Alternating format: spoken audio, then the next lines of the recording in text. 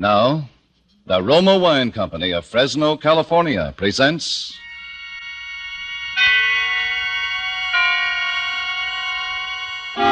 Suspense.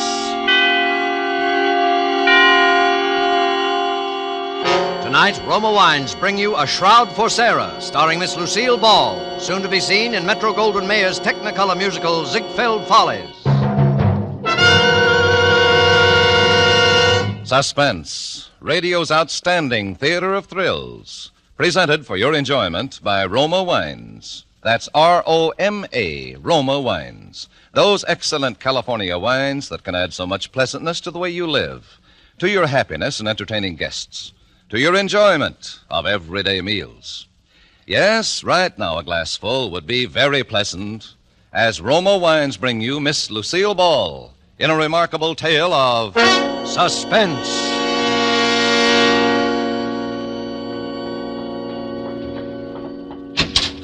Oh, Sarah? Sarah! Come in, George. How did it go, darling? George, you're trembling. Something went wrong. No, nothing went wrong. You got it then? Yeah, I got it stuffed in all my pockets. Here, I'll dump it on the bed. Here you are, Sarah. 17 grand. 17,000? It's more than we expected. Yeah. George, you're acting queerly.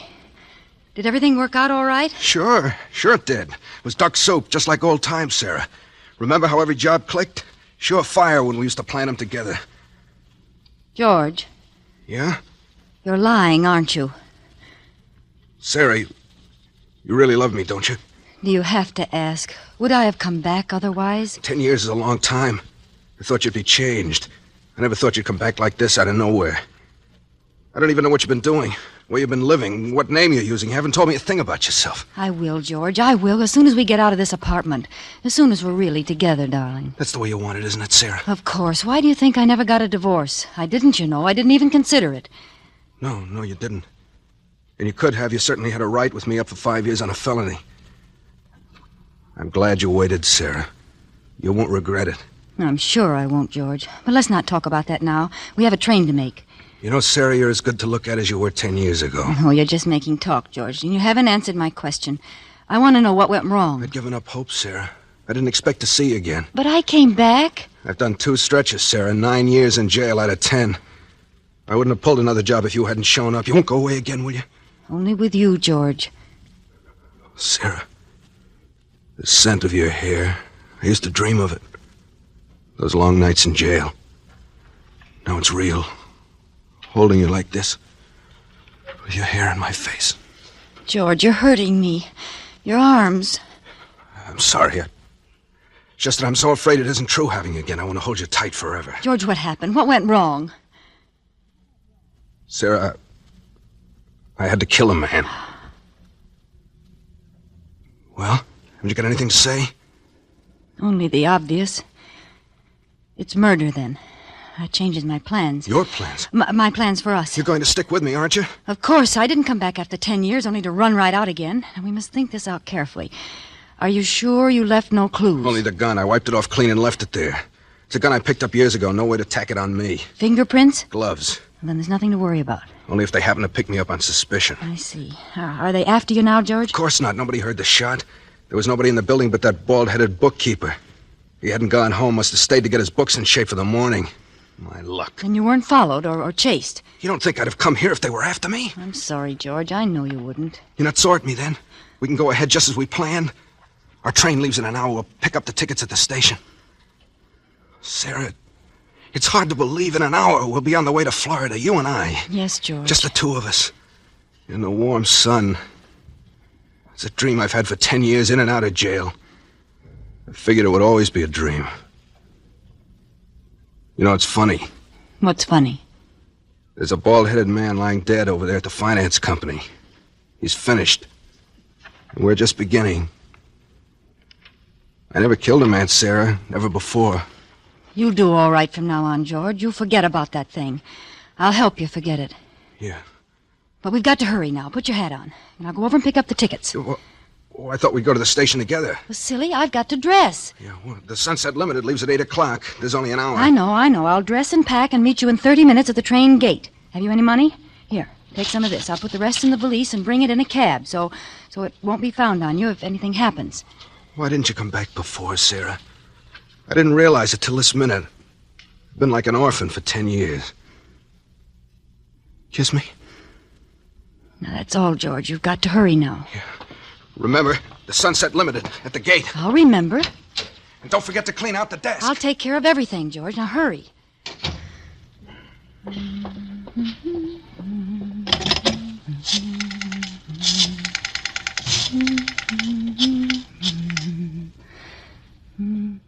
Hello?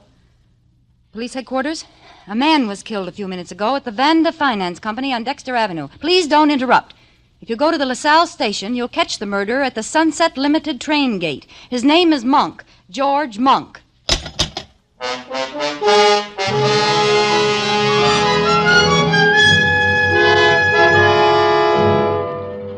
For Suspense, Roma Wines are bringing you as star Miss Lucille Ball in A Shroud for Sarah by Emil C. Tepperman.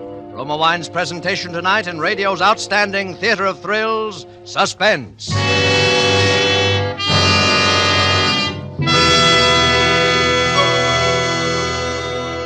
Between the acts of Suspense, this is Truman Bradley for Roma Wines. Saturday is Navy Day. On this day, all America gives honor to the returning veterans of the fleet. To these men, all America lifts its voice to say, well done. This weekend, too, millions of Americans will be entertaining family and friends. To them, here's a hospitality word from famed hostess Elsa Maxwell. My guests compliment me when I make delicious Roma California sherry first call for dinner. It's the perfect appetizer before the meal, served cool. Yes, Miss Maxwell, Roma sherry is most delightful later in the evening, too, when friends drop in, especially when served with tasty snacks. For glorious gold and amber, Roma sherry is a happy, mellow wine with natural fragrance and cream-rich, nut-like taste. So good because Roma sherry, like all Roma wines, is born of luscious grapes gathered at peak of flavor in California's choicest vineyards. Gently pressed, then unhurriedly, guided to delicious perfection by Roma's ancient winemaking skill. Bottled at Roma's own famed wineries. That's why all Roma wines are true wines, unvaryingly good always. Remember, because of uniformly fine quality at reasonable cost, more Americans enjoy Roma than any other wine. Insist on Roma, R-O-M-A, Roma wines. And now, Roma Wines bring back to our Hollywood soundstage Lucille Ball as Sarah Martell in A Shroud for Sarah, a play well calculated to keep you in suspense.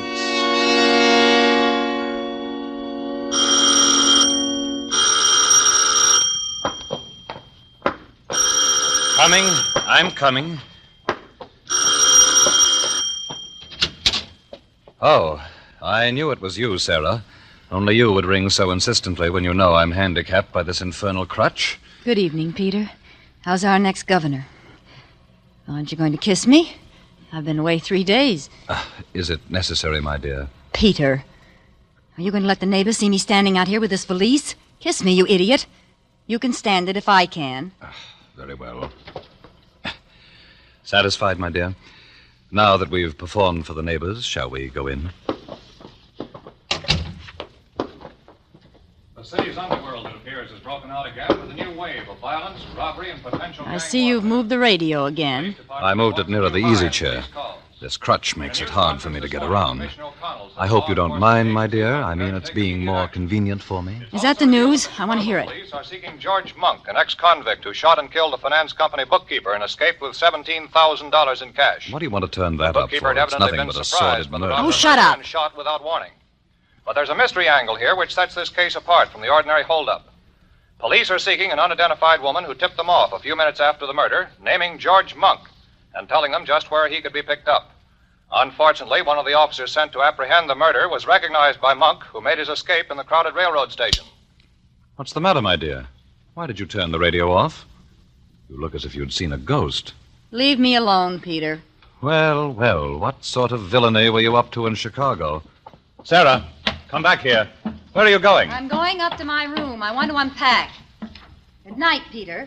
Burglary in Chicago. Mysterious woman who tipped off the police. Just a moment, Sarah. I said good night, Peter. $17,000. Sarah, I want to know what's in that valise.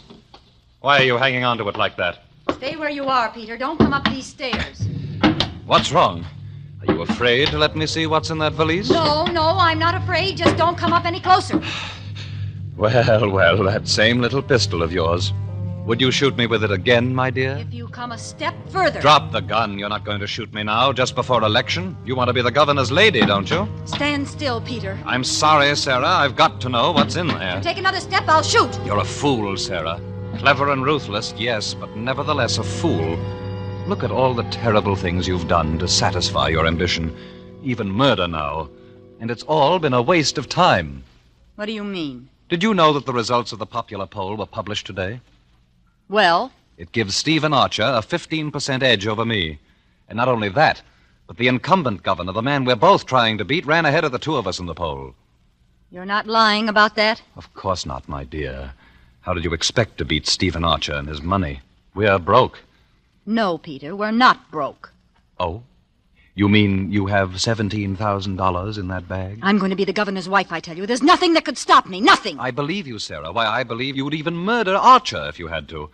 Let me have that valise. You can't seem to understand, Peter. You're not going to open it. Then shoot me, my dear. You do it so well. It comes so natural to you. Maybe you can shoot me in the other leg this time. Oh, will you never stop throwing it up to me? That was an accident. A very fortunate accident, wasn't it, Sarah?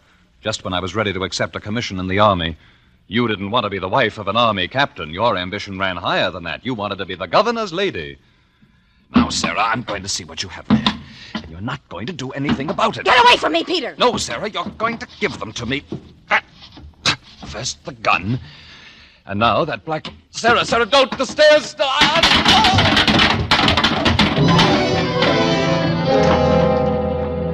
Oh, Sarah.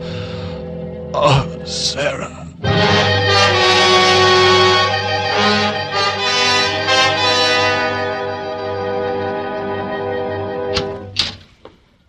Please go straight into the bedroom, Doctor. Peter fell again and hurt his leg in the same place. Now, look here, Mrs. Martell. What's the use of keeping up this deception between ourselves? You know and I know that your husband didn't fall the last time. That was a bullet wound in his leg. Dr. Varney, you promised never to mention that bullet wound. And you promised to pay me, remember? $10,000. Where's the money? Don't worry, I have it. Oh, well, that's different. Where is it? I'll take it now. Later. Please go in now and take care of Peter.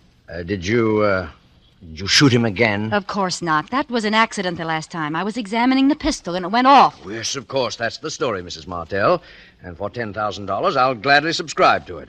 But I must have that money. I need it. I won't touch that leg till I get the money. All right. I have it here. Oh. There. That's $10,000. Now hurry in there and take care of Peter. Afterwards, I'll want to see you in here. There may be another matter that I'll want you to handle for me. Yes, there's $10,000. Another matter? You are also the physician for Stephen Archer, aren't you? Yes. You've been attending him every day during the campaign. I understand his heart needs attention. Look here, Mrs. Martell. Stephen Archer's running against your husband for governor. I wonder when you originally called me in, did you know I was Archer's physician? Could be. Huh. Well, I'm sorry I can't discuss Archer with you. Why not? Why not? Why, the ethics of my profession. The ethics of your profession. Please, Dr. Varney. If your fellow practitioners knew what I know about you, you wouldn't have any profession. I won't listen to any more from you. I'll take care of that leg of your husband's, but more than that, no. Oh, but I'm sure you'll change your mind, Doctor. Whatever your proposition is, the answer is no. Even if I were to offer $50,000? $50,000? There, now, I knew you'd be interested. Now run inside like a nice fellow and tend to Peter. I must go out for a few minutes, but please wait for me. There's an appointment I must keep. I won't be long.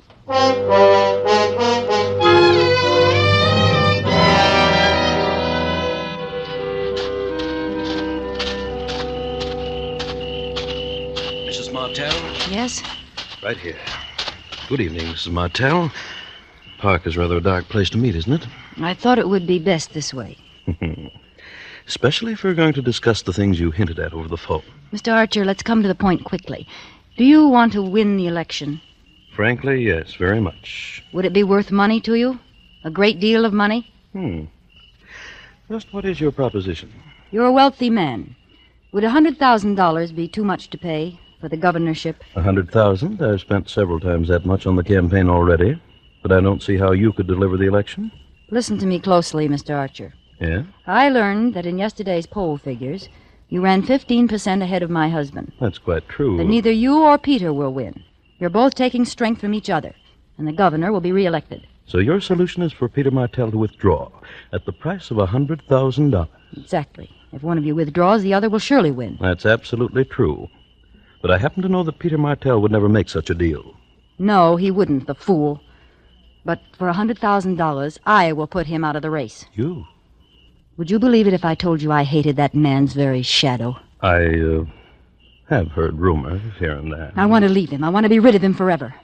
Where could I go without money? What could I do? He's so disgustingly honest that we're always broke. He couldn't even pay me enough alimony.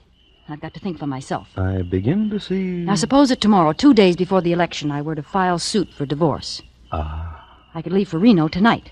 It would be in every newspaper tomorrow. Would certainly eliminate your husband. You'd pick up all the votes Peter would lose, enough to swing the election. And your price is $100,000. You agree? I'd be a fool not to. Of course I agree.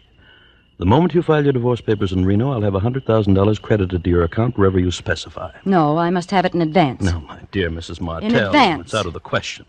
How do I know you'll go through with it after I pay you? And how do I know you'll pay me after I go through with it? Don't you trust me? Do I have to answer that? It looks like a deadlock. I'll tell you what I'll do. I'll take half now and the other half in Reno after I've filed the papers. $50,000 tonight, eh? It must be tonight. I'll leave in the midnight plane. Surely you have the cash available in a campaign like this. Yes, of course I have the cash. That seems to be the only solution. It's a deal, Mrs. Martell. You'll get the money now? At once. Wait here. My home is just across the park. I'll be back in 5 minutes. But just as a precaution, I'm going to note down the serial numbers of the bills I give you. If you aren't in Reno tomorrow morning, I shall report the money stolen. Don't worry, Mr. Archer. I promise you. After tonight, there won't be anything to worry about.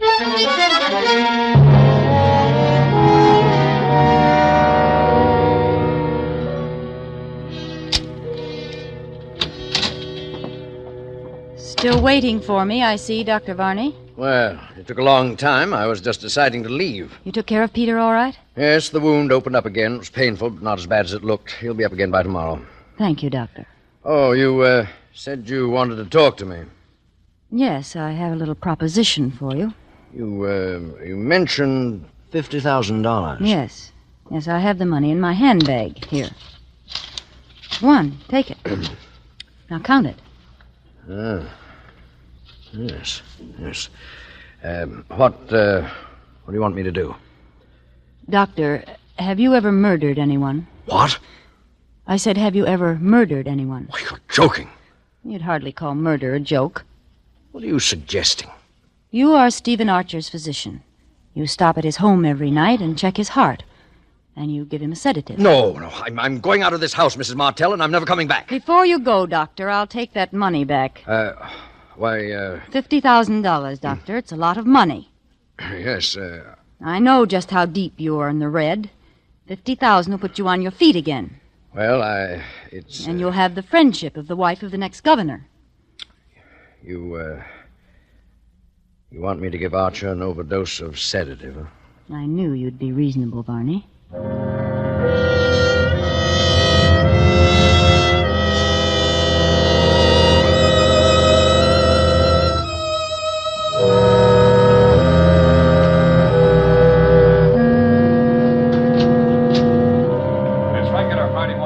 Good morning, my dear. I see you're at the radio already. Aren't you up early today? I thought all the Borgias slept late. I wanted to hear the news. Indeed. Could it be a person by the name of George Monk that you're so anxious to hear about? What do you mean? Why do you mention that name? The black valise, my dear. Remember, I'm still anxious to know if it contains $17,000. Have you taken the newspaper in yet? No? I'll get it. There'll be something in this morning's paper that I'd like you to see, my dear.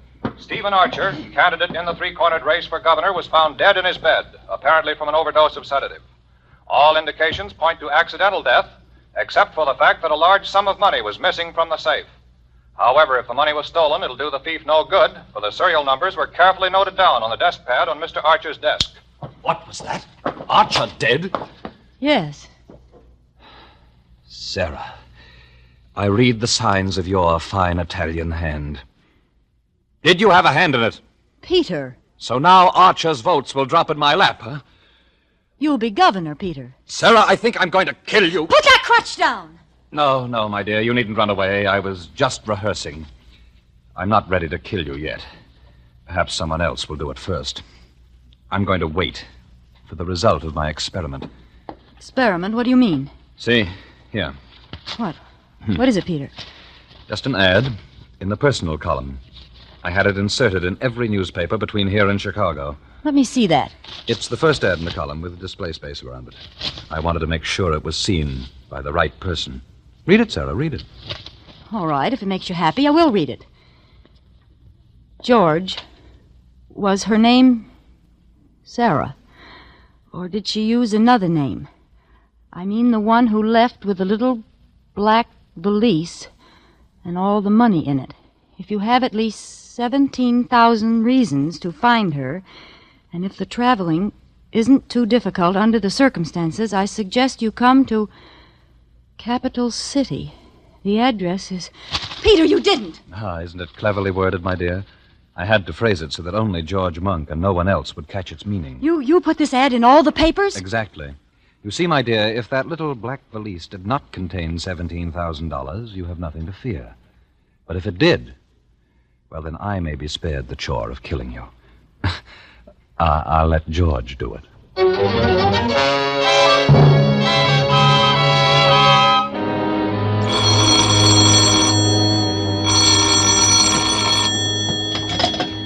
Hello? Mrs. Martell? Who is this? Dr. Varney.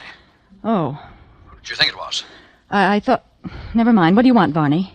Don't you know? I think you're pretty clever, don't you?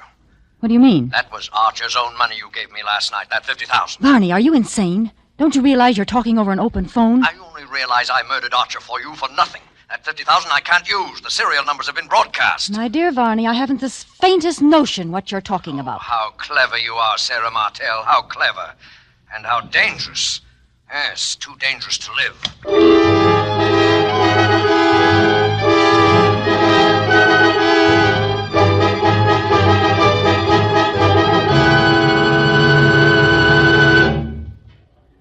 The medical examiner's all through with the body, Inspector. All right, O'Connor, all right. Then I guess we're finished, too. Tell Mike to be careful with the body. And put down in your report, dead on arrival, murdered by person or persons unknown. I'll sign it when I get downtown. She was a beautiful woman, O'Connor. It's a tough way to die. A tough way indeed, Inspector. How's Mr. Martell taking it? Like a trooper, sir. Here he comes now with his doctor. All right, O'Connor, I'll see you downtown. Yes, sir. Goodbye, Inspector. Are you pretty near through, Inspector? Yes, Mr. Martell, the boys are taking the body away now. May I say, Mr. Martell, that you have my deepest sympathy in this bereavement of yours. Thank you, Inspector. Oh, by the way, do you know Dr. Varney? Oh, yes. How do you do, Doctor? How do you do? A ghastly business, Inspector. Yes, indeed, and we'll do everything in our power to lay that murderer by the heels. Inspector... Yes, Dr. Varney? Have you any clues, anything definite to go on? Well, if you don't mind my talking about it now, Mr. Martell. Oh, it's all right, Inspector. I'm afraid I'm going to have to listen to a good deal of talking about it. Might as well get used to it. A very wise and courageous way to look at it, Mr. Martell. Well, as I was saying, I believe it was a maniac. That's my firm conviction. A maniac? Right. Who but a maniac would have stayed in there to torment that poor dead body? Can you imagine a sane man first choking her to death with his hands, then stabbing her with some keen instrument, then bashing her head in with a blunt instrument?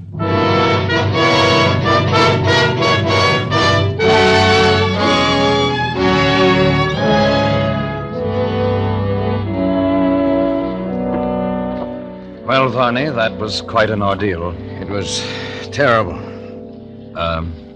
Varney. Yes? You hated her very much, didn't you? No more than you did, Mr. Martell. I won't deny it. It's true. You haven't been using your crutch this morning. No? What made you think of the crutch? Oh, nothing. Blunt instrument, huh? That's all right, Varney. I don't mind your asking. I was thinking along the same lines myself, only it was the keen instrument I had in mind, say a scalpel. Now, look here. Skip it, Varney. I was just making conversation. Oh. You know, there's something I don't understand. Yes, Varney? Yes? Yes? Nothing at all, nothing. I know what you want to ask. You want to know who was the third man. Well, I'll show you, Varney. Where are my keys? Here. What do you got in that closet? A guest, Varney. Shall I say, an invited guest? You can come out now, George. The coast is clear. Thought you meant to bury me alive in there. Tell, who's this man? Dr. Varney, George Monk. Shake hands, gentlemen. No? Very well. I thought it would be right for all three of us to be together for a moment. What are you talking about, Martel? Listen carefully, Varney, and you, George. Each one of us was in her room last night. The cumulative effect of our individual deeds has convinced the inspector that a maniac murdered my wife. But we three know better. However, there is one of us who knows more than the other two. One of us killed her first. I say first because the other two were not one whit less murderers for the fact that she was already dead. The three of us. We all did it. Yes, George. And I suppose that by checking each other and comparing notes, we could determine, to the satisfaction of all of us, just who took precedence. For instance, when I heard you move about in the closet this morning and turn the key on you, I had no way of telling how long you'd been in the house. And I don't want to know. Then two of us will always be in doubt. Exactly, Varney. Do you agree to it? Yes. And you, George? Yes. Then, goodbye, gentlemen.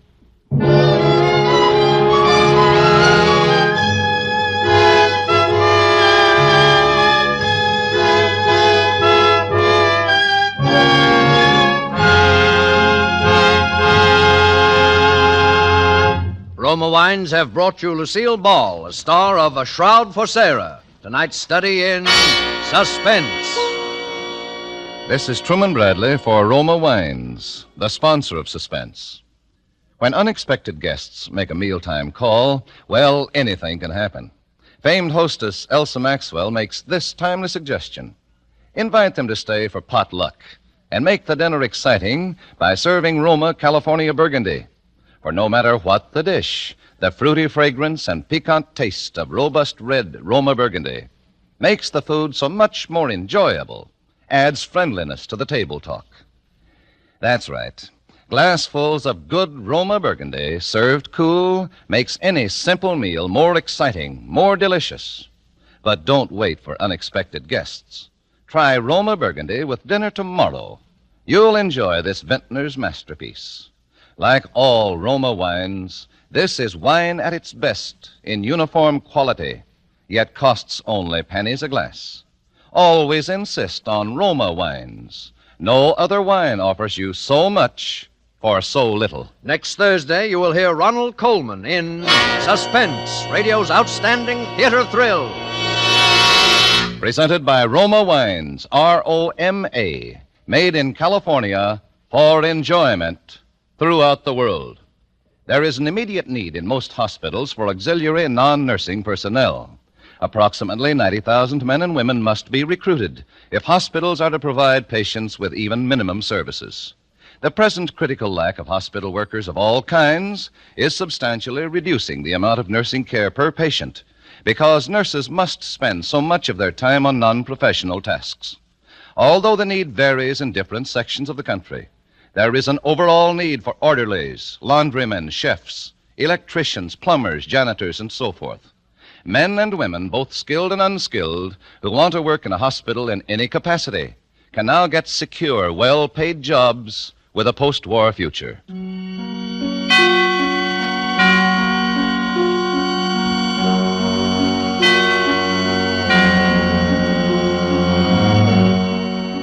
This is CBS, the Columbia Broadcasting System.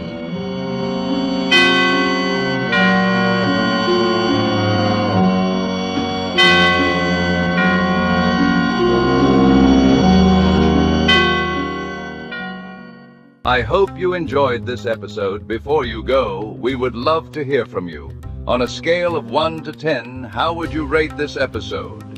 Your thoughts will guide other viewers who might be deciding whether to watch. So, please go ahead and drop your rating in the comments. Thank you for hanging out on the Astrostatic Old Time Radio channel. If you enjoy these episodes, hit that like button and subscribe for more awesome content. If not, I totally understand, and thank you so much for listening.